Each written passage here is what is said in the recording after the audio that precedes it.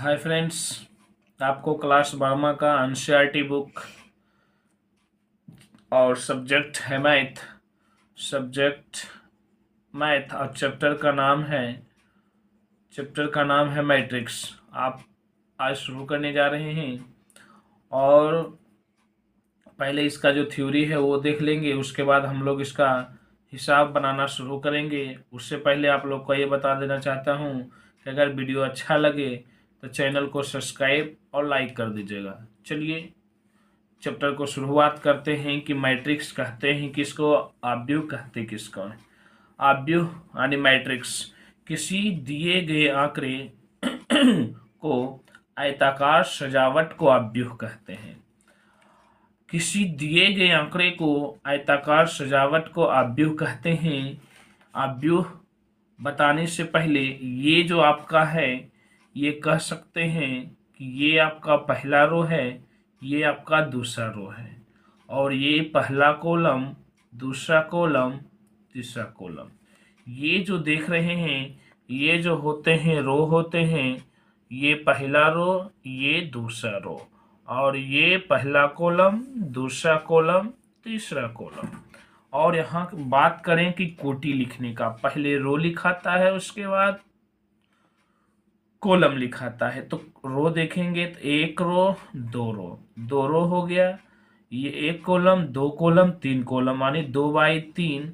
इसको ऑर्डर लिखना है, कोटि लिखना है तो 2/3, यानी 2/3 आपका ऑर्डर हो गया। और उदाहरण की बात करें तो यहाँ से देखिए आपका ये रो हो गया, ये रो हो गया, तो रो है 2, कॉलम कितने, 1 2 3 4, तो 2/4। कोटि देखेंगे तो 2/4। अब देखेंगे अवयवों के प्रकार। Types of matrix. Square matrix, वर्गाकार अवयव जिसे वर्गावयव भी कहते हैं। वर्गावयव स्क्वायर मैट्रिक्स उसको कहते हैं जिसमें रो की संख्या और कॉलम की संख्या समान हो।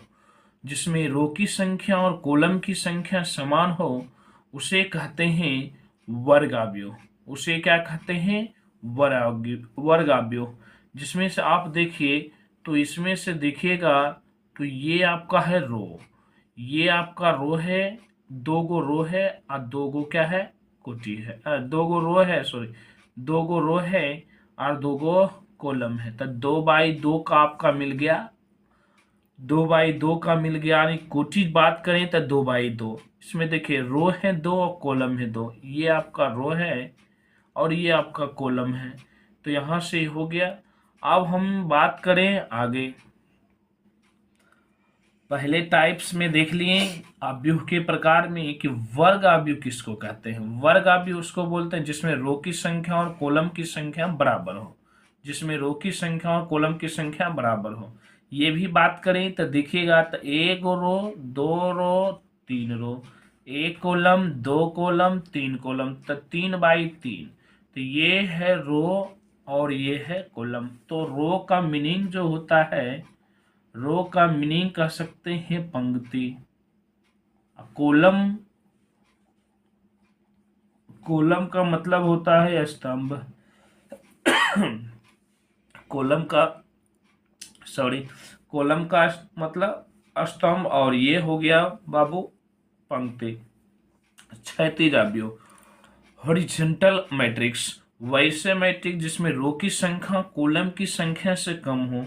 वैसे मैट्रिक्स जिसमें रो की संख्या कॉलम की संख्या से कम हो उसे क्षैतिज अवयव कहते हैं।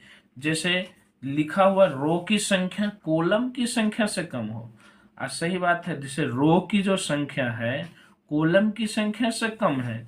जैसे इसमें देखिए रो है 2 और कॉलम है 3। यहाँ देख रहे हैं रो कम है कॉलम ज्यादा है, इसी वजह से हम हॉरिजॉन्टल कहते हैं, यानी कि क्षैतिज अवयव जिसमें रो की संख्या कॉलम की संख्या से कम हो उसे कहते हैं क्षैतिज अवयव। इसी की बात करें ऊर्ध्वाधर अवयव, वर्टिकल मैट्रिक्स जिसमें रो की संख्या कॉलम की संख्या से अधिक हो। जिसमें रो की संख्या कॉलम की संख्या से अधिक हो, तो कॉलम की संख्या से अधिक हो तो वैसे मैट्रिक्स को बोलते हैं यानी उदाग्राव्यूह, जिसे रो की संख्या कॉलम से अधिक है। रो की संख्या कॉलम से अधिक है, रो है 3, कॉलम है 2, तो उसको कहते हैं उदाग्र आव्यूह। उसको क्या कहते हैं? उदाग्र आव्यूह। आगे हम लोग देखते हैं। अब हम लोग देखते हैं इकाई आव्यूह। इकाई आव्यूह आइसो तत्समक आव्यूह यानी यूनिट मैट्रिक्स, आइडेंटिटी मैट्रिक्स। इकाई आव्यूह या तत्समक आव्यूह उसको कहते हैं वे स्क्वायर मैट्रिक्स जिसमें विकर्ण का प्रत्येक एलिमेंट एक हो। ये है आपका विकर्ण, ये जो दिख रहा है ये आपका होता है विकर्ण। विकर्ण का प्रत्येक एलिमेंट कहेंगे एक है, विकर्ण का प्रत्येक एलिमेंट एक है, और अन्य अवयव जो होते हैं, अन्य एलिमेंट जो होते हैं, एलिमेंट जो होते हैं वो जीरो होते हैं। यहाँ से बात करें तो विकर्ण तो एक है, अन्य अवयव क्या है? जीरो है। तो यहाँ से हम लोग अगर I2 लिखा रहे तो ये समझिएगा कि 2/2 का हमको पूछा है तत्समक आव्यूह।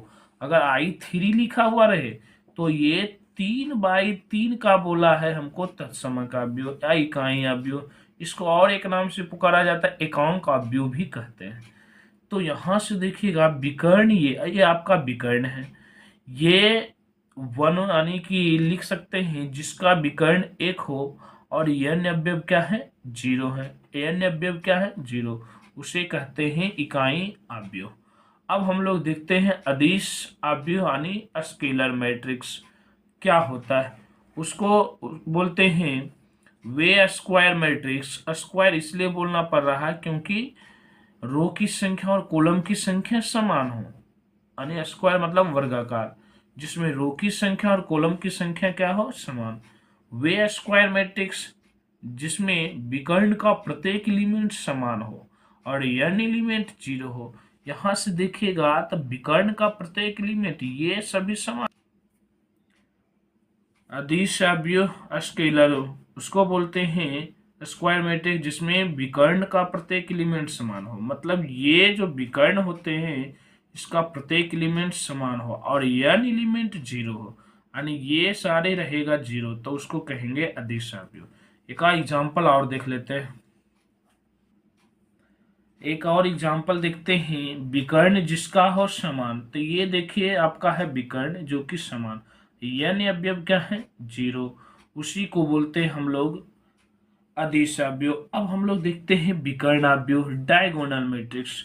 वे स्क्वायर मैट्रिक्स जिसके विकर्ण को छोड़कर n एलिमेंट जीरो है, यानी विकर्ण जो आपका ये है, ये जो विकर्ण है ये कह सकते हैं कि ये यानी आपका जो विकर्ण बना हुआ है ये जी समान नहीं लिखा हुआ कि वे स्क्वायर मैट्रिक्स जिसके विकर्ण को छोड़कर, मतलब ये छोड़कर, यानी ये छोड़कर n एलिमेंट जीरो होगा, यानी उसी को बोलते हैं विकर्ण आव्यूह। मतलब विकर्ण को छोड़कर n एलिमेंट जो होगा वो जीरो होगा। यहाँ कुछ भी रह सकता है, यहाँ कुछ भी रख सकता है। कुछ भी कहने का मतलब ये हुआ, कुछ भी कहने का मतलब है, एक और एग्जाम्पल की बात करें तो यहाँ कुछ भी रह सकता है। 2 0 0 0 1 0 0 0 3। तो मतलब ये भी कह सकते हैं, आपको ये भी कह सकते हैं कि विकर्ण आव्यूह है, मतलब ये भी आपका विकर्ण आव्यूह है। विकर्ण को छोड़कर यानी अवयव जीरो, यानी ये विकर्ण को छोड़कर ये है आपका विकर्ण, विकर्ण को छोड़कर n अवयव जीरो। तो यानी एक बात आपको समझ आना चाहिए कि इसको विकर्ण ही क्यों बोल रहे हैं, इसको विकर्ण क्यों नहीं बोल रहे हैं, इसको विकर्ण क्यों बोल रहे हैं, इसको विकर्ण क्यों नहीं बोल रहे हैं। तो हम लोग को याद रखना है कि ये अगर जो हम लिखते हैं कहीं A11, ये मैट्रिक्स लिखा था 1 2, A13 1 3, ये 2 1, ये 2 2, ये 2 3, ये 3 1, ये 3 2, ये 3 3। तो हम लोग बात करेंगे कि 3/3 का ये आव्यूह, 3/3 का। तो यहाँ पे बात है कि जो 11, 22, 33 यानी कि 11, 22, 33 और इसी प्रकार से चलते जाएगा तो ए एन एन, मतलब कह सकते हैं ये जो सारे दिख रहा है यही है विकर्ण।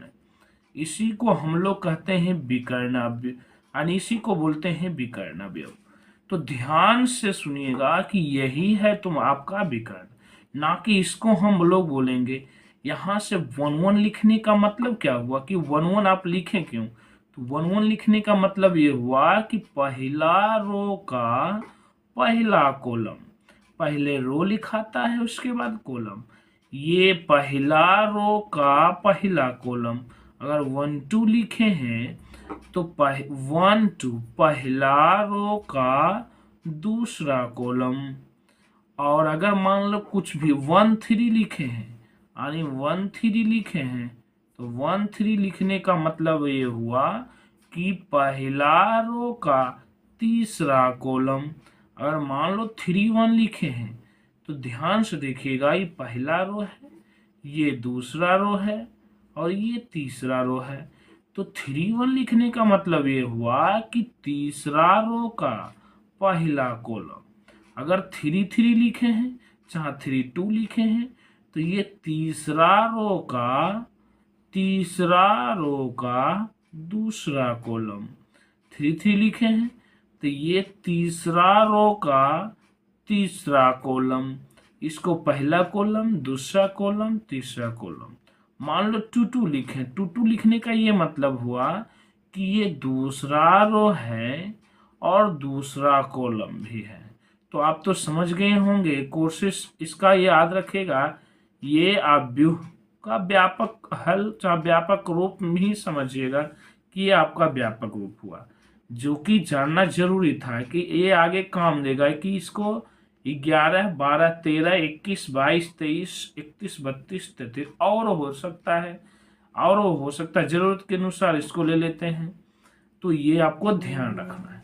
चलिए अब हम लोग समझते हैं कि शून्य अवयव कहते किसको है, रिक्त अवयव। इसी जीरोमेट्रिक नल एक अवयव जिसका प्रत्येक अवयव शून्य हो, यानी प्रत्येक अवयव अगर शून्य रहेगा, पूरे एलिमेंट अगर शून्य है तो उसको कहेंगे शून्य अवयव। अगर एक अवयव जिसका प्रत्येक अवयव शून्य हो उसे बोलेंगे शून्य अवयव। इसे वो से सूचित किया जाता है, यानी दर्शाया जाता है। चलिए अब खत्म हो गया आपका प्रकार। अब हम लोग देखेंगे अवयवों का योग, एडिशन ऑफ ए मैट्रिक्स। माना कि ए और बी दो समान कोटि का आपको m गुनी n, m/n का अवयव है, मतलब दो समान कोटि। तो कह सकते हैं कि दोनों का समान, ये भी 2/3, ये भी 2/3, आपको दो समान कोटि का है ना, लिखा हुआ है दो समान कोटि, यही आपका कोटि हो जाता है। अब दोनों को जोड़ना बड़ी आसान है। ये 11 भी बताए थे आप लोग का कि ये 11, तो ये फिर आपका 11 है ना, ये 12 तो ये आपका 12, ये 13 तो ये आपका 13, जो कि अभी जस्ट आपको हम समझाए थे कि ये 11 तो ये 12 तो ये 13, 21, 22, 23, 31, 32, 33 याद रखेगा। ये क्यों ऐसा होता है बता दिए। तो देखिएगा, ये दोनों को जोड़िएगा, 2 और ये -3, ठीक, 3 और 4, 4 और 5, फिर 0 + 6 जोड़ है 2 + 2 -1 + 9। तो देखिएगा ये दोनों को घटाइएगा तो -1, 4 3 7, 5 4 9, 6 और 2 2 4, ये दोनों को करिएगा तो 8 आ जाएगा। चलिए अब हम लोग देखते हैं, अब देखते हैं डिफरेंस ऑफ टू मैट्रिक्स, यानी दो अवयवों का अंतर। माना कि ए और बी दो समान कोटि के m/n के वाले दो अवयव, मतलब दो समान कोटि के दोनों को घटाव देखते हैं। तो ये अभी जस्ट बताए थे, घटाव कहने का मतलब, अंतर कहने का मतलब घटाव, तो घटा देंगे। यहाँ से देखिएगा कि ये 11 है, ये आपका 11, ये दोनों का काम होगा। तो ये -2 यानी 1 - 2, ठीक, ये माइनस, यहाँ भी माइनस, तो माइनस माइनस दोनों हो जाएगा प्लस, ये माइनस, ये प्लस, प्लस माइनस माइनस, ये माइनस, ये प्लस, माइनस प्लस माइनस। तो ध्यान से देखिएगा, 1 - 2, फिर माइनस माइनस ये प्लस, तो 2 + 1 -4, तो 3 माइनस कितने 4।